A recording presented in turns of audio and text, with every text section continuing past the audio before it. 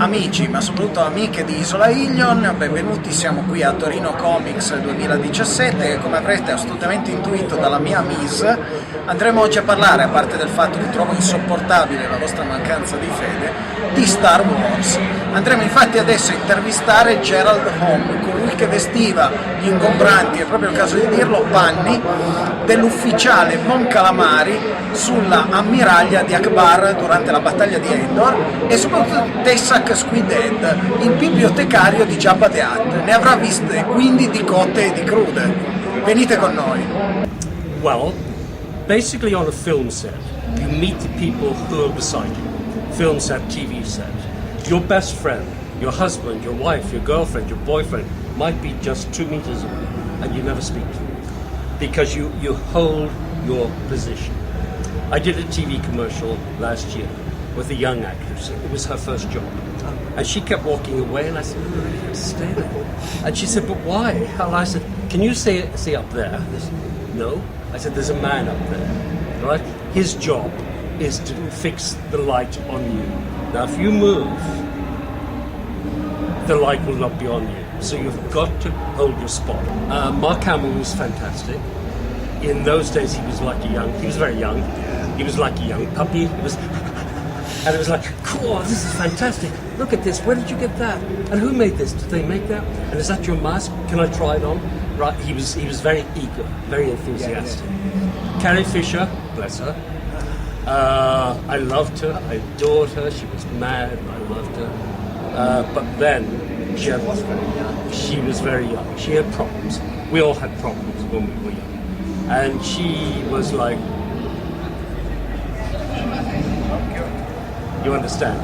Now Harrison Ford, he'd come in and say, hi, nice to meet you. Hello, nice to meet you. Yeah. And then, whoosh, in the zone, you've got it, very focused. And the atomic bomb could have gone off, okay, and he would not have reacted. He would have heard it, but he would not have reacted. And when he defrosted from the carbonite, I was standing here watching, and they kept spraying him with water. When you see him now, between takes, there was a lady sprayed him with water. And it was like he was by himself. And there were over 150 people around him. There was noise, there was smoke, makeup people, costume people, and it's like he was alone. That's why he became a megastar. So that was a joy for me, seeing him. Episode 4, Episode 5, A New Hope, Empire Strikes Back, we knew had been big hits internationally. We knew they had changed cinema. We knew now that there was a big interest in sci-fi movies. So when you get a part in Return of the Jedi, you know you're part of history. You know it's going to be a big success. But when you're working, you can't think about that. When you're working, you think about what you're doing now.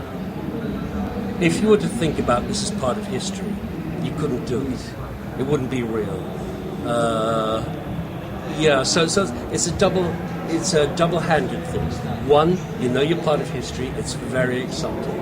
But on the other hand, it's part of your memory, and you've got to do the work.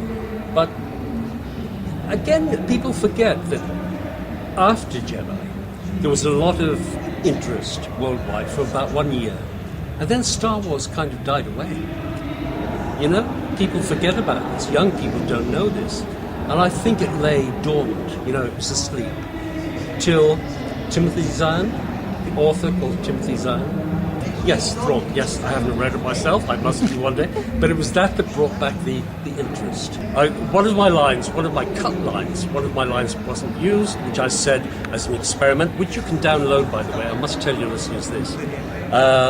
Everything I have said you can read on my website, which is geraldhome.com. I guarantee you will see things there, information and photographs that you won't see anywhere else. And you can download my script, and you'll see one of the lines is, "Sir, the shield around the Death Star has lost power.